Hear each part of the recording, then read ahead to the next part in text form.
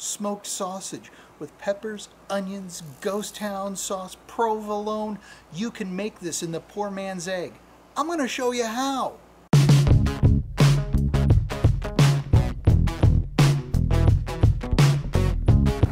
Some of the feedback I've been getting has been having a bigger smoker with all the stuff on it is really cool and fun, but it can cost a bunch to get started, and if you're just getting started smoking and grilling and trying different stuff out, it's about $50 to get all the pieces, build your own smoker.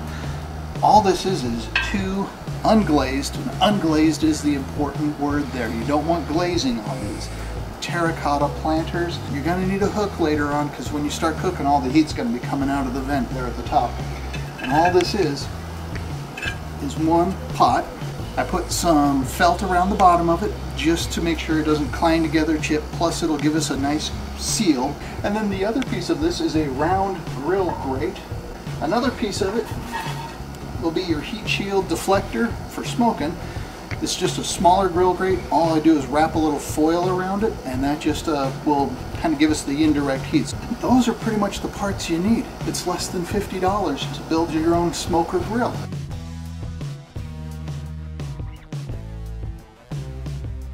Just going to use my well-worn chimney starter to get this going. We don't need a lot of coals in here because this is really efficient, and it's going to be a hot day today.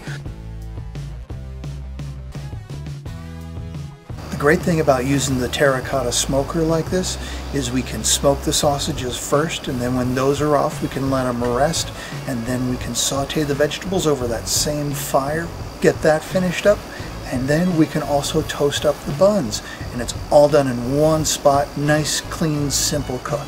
Coals are lit, they're not fully burning, which is perfect for us because we're just smoking, we're not grilling at this point.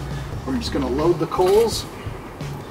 Make sure that the hole at the bottom is uncovered. You got to have your airflow in order for that to work. We're ready to add our wood chips. These have been soaking for a good hour. There's a combination of hickory and apple in here. Next up is this diffuser plate. It's the smaller one.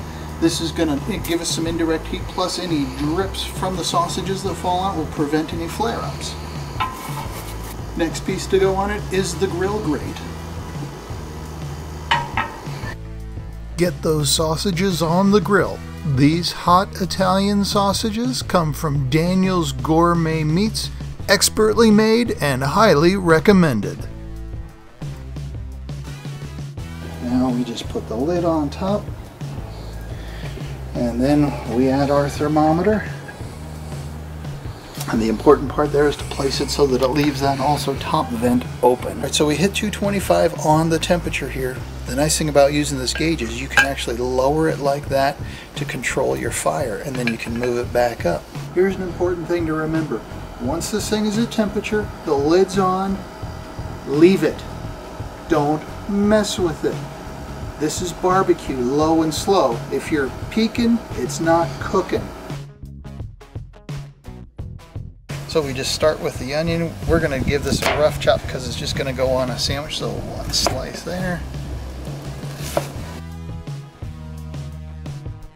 Toss those into a nice heavy-duty, preferably cast iron skillet, because those are going to be going over direct heat.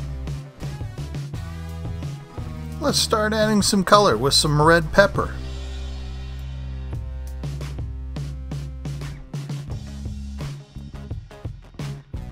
And get rid of that white pith stuff in the middle there. It's usually just kind of bitter. It's looking more colorful already. Let's go ahead and add some more. Let's go with some yellow pepper. That's looking good, but let's add some more color. Let's go green pepper.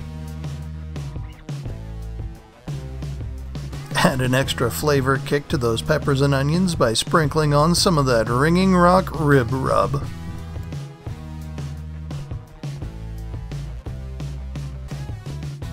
Yeah, see that? Go buy it.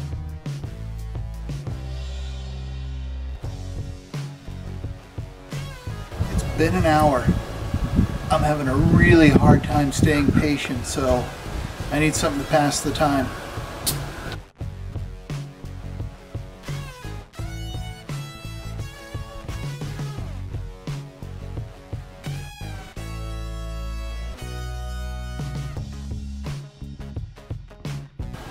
still waiting.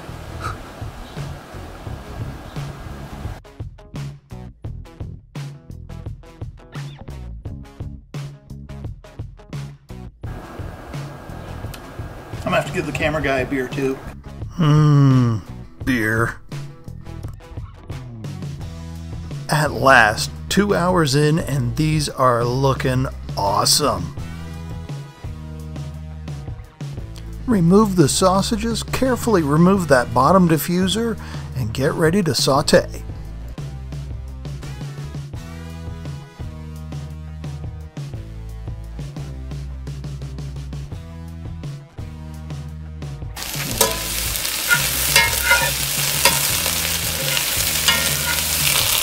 Once those are tender crisp, cover it with some tasty provolone.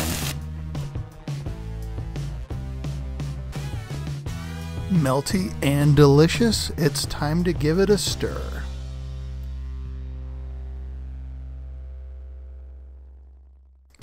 Move the skillet to the side and give your buns a light toasting.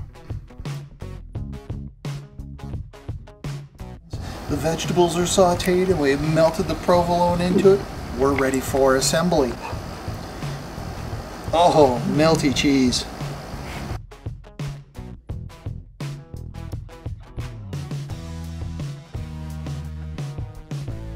For one more touch of flavor, we're going to add some of the Ghost Town Gold Sauce, and these are ready to eat.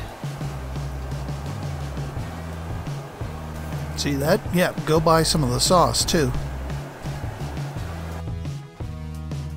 Impress your friends, delight your family, and make this at your next cookout.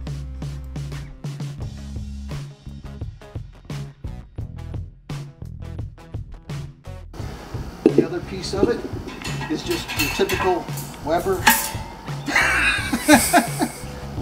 And then the other piece of it is not that. That's all I got.